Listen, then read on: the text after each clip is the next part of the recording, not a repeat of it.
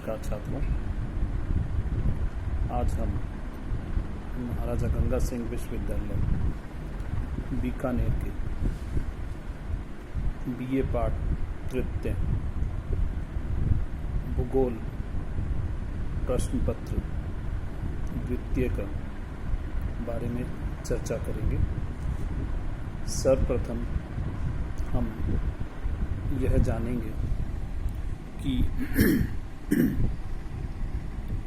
हमारे सिलेबस के अंदर क्या है, क्या हम चीज़ें हमें पढ़नी है।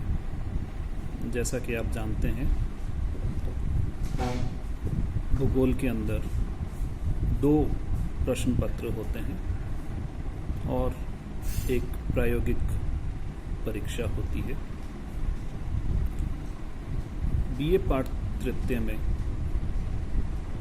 प्रथम प्रश्न पत्र प्रादेशिक भूगोल है तथा द्वितीय प्रश्न पत्र भारत का भूगोल है।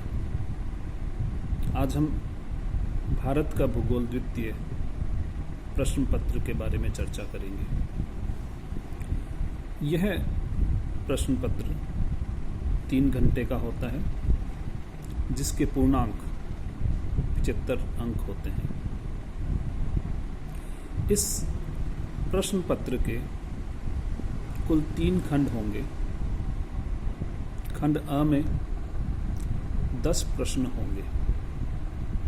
प्रत्येक इकाई से 2 अंकों के 2 प्रश्न तथा इनमें सभी प्रश्नों के उत्तर देना अनिवार्य है। प्रत्येक उत्तर की शब्द सीमा 50 शब्दों से अधिक नहीं होगी।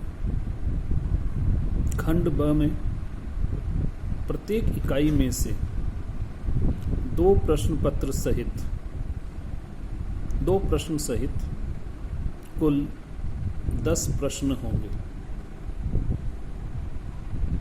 प्रत्येक प्रश्न 5 अंक का होगा। परीक्षार्थी को प्रत्येक इकाई से 1 प्रश्न का उत्तर देते हुए कुल 5 प्रश्नों का उत्तर देना अनिवार्य है। प्रत्येक उत्तर की शब्द सीमा 200 शब्द होगी। खंड स में कुल 5 प्रश्न होंगे, जो प्रत्येक इकाई से 1 प्रश्न लिया गया होगा। परीक्षार्थी को इन 5 में से किन्हीं 3 प्रश्नों के उत्तर देने होंगे तथा प्रत्येक प्रश्न 10 अंक का होगा। प्रत्येक प्रश्न के उत्तर की शब्द सीमा 500 शब्दों से अधिक नहीं होगी। यह आपका प्रश्न पत्र किस प्रकार का होगा, उसकी चर्चा हमने की है। अब हम यह देखते हैं कि आपके इस प्रश्न पत्र के अंदर क्या चीज़ें शामिल की गई हैं। सर्वप्रथम हम इकाई 1 की चर्चा करते हैं, या खंड 1 की बात करते हैं। इकाई 1 की बात करते हैं। इसके अंदर जो दिया गया है वह है भारत का दक्षिणी एवं दक्षिणी पूर्वी एशिया के साथ में संबंध। भारत एक विभिन्नताओं का देश, जिसमें हम विभिन्नता में एकता की चर्चा करेंगे। भारत के प्रमुख स्थलाकृतिक यानी भौतिक घटकों का भारत के भौतिक स्वरूप के निर्माण में योगदान। इस के अंतर्गत हम यह देखेंगे कि भारत की फिजियोग्राफी या स्थलाकृतियों का निर्माण किस प्रकार से हुआ है, क्या उनका क्रम है, क्या ज़्यादा है, किस प्रकार से, हम सारी चीज़ों को देखेंगे। इसके अलावा इस इकाई में प्रवाह प्रणाली व उसका कार्यात्मक महत्व भी शामिल होगा। इस प्रकार यह इकाई 1 होगी। इकाई 2 में हम जलवायु की बात करेंगे। इसमें जलवायु का प्रादेशिक एवं मौसमिक बदलाव, जिसके अंतर्गत हम मॉनसून, पश्चिमी विक्षोभ, नॉर्वेस्टर्स, भारत के जलवायु प्रदेश की चर्चा करेंगे। इसके अलावा हम इस इकाई के अंदर मृदा के बारे में भी चर्चा करेंगे, यानी हम देखेंगे मृदा क्या होती है और मृदा के कितने प्रकार हैं, उनका वितरण और उनकी क्या विशेषताएं हैं, इन पर चर्चा होगी। इसके अलावा इस इकाई के अंदर प्राकृतिक वनस्पति की भी चर्चा हम करेंगे, जिसके अंदर सर्वप्रथम हम देखेंगे कि किस प्रकार की वनस्पति भारत देश में पाई जाती है और उनका वितरण किस प्रकार है। इसके अलावा वनों के बारे में भी हम इस इकाई में चर्चा करेंगे, उनके उपयोग का वैध स्तर क्या है और उनके संरक्षण की आवश्यकता के बारे में भी हम विवेचन करेंगे। यह इकाई 2 हुई। अब हम बात करते हैं इकाई 3 के अंदर क्या रहेगा। इकाई 3 में कृषि, सिंचाई एवं बहुउद्देशीय परियोजनाओं की चर्चा हम करेंगे। इनके ऊपर हम इनकी भौगोलिक दशाएं, इनका वितरण, के अलावा उनका उत्पादन की भी हम चर्चा करेंगे। विशेष रूप से इस इकाई में जो हम अध्ययन करेंगे उनके अंदर गेहूं, चावल, गन्ना, कपास, कॉफ़ी, चाय, फल एवं सब्जियां आदि हैं जिनका हम अध्ययन करेंगे। इकाई 4 में हम संसाधनों की चर्चा करेंगे। मुख्य रूप से हमारा ध्यान जो रहेगा वो खनिज के ऊपर रहेगा। किस प्रकार के खनिज जो हैं भारत देश में पाए जाते हैं, जिनमें मुख्य रूप से हम अध्ययन करेंगे लौह अयस्क, अभ्रक, मैंगनीज तथा ऊर्जा के संसाधनों की चर्चा हम करेंगे।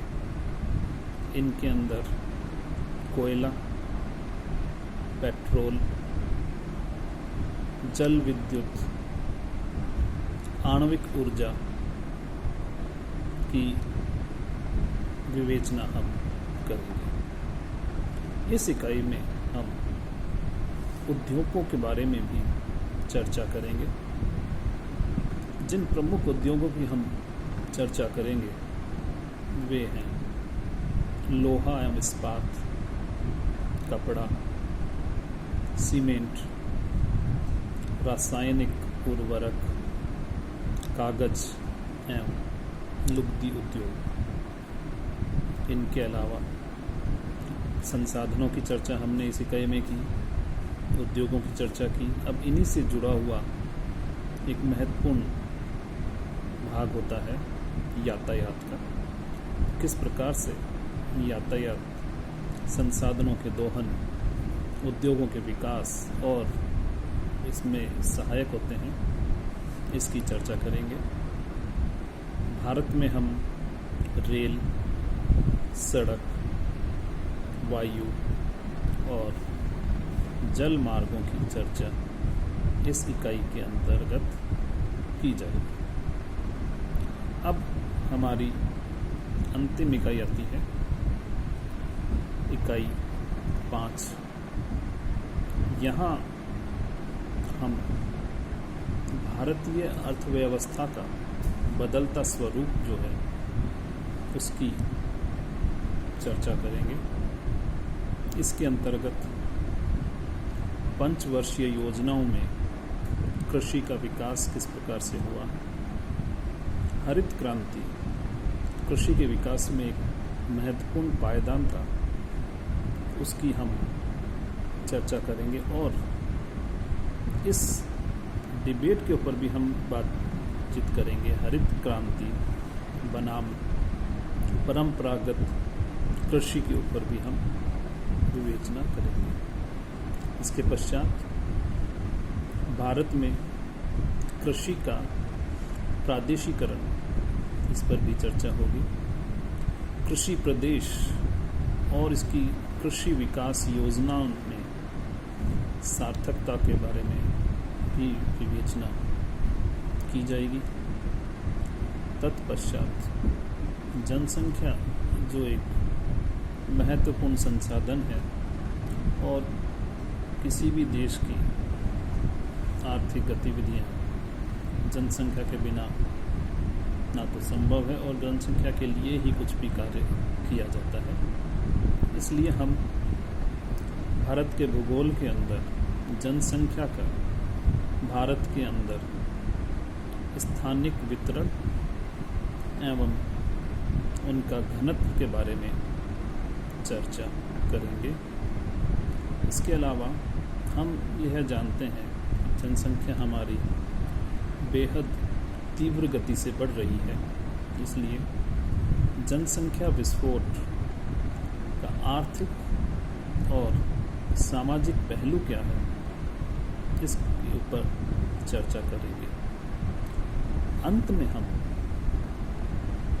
आज के समय की जो एक बढ़ती हुई मांग है या ज़रूरत है या समस्या है, जिसे हम नगरीयकरण कहते हैं, उसकी चर्चा इस इकाई में ही की जाएगी।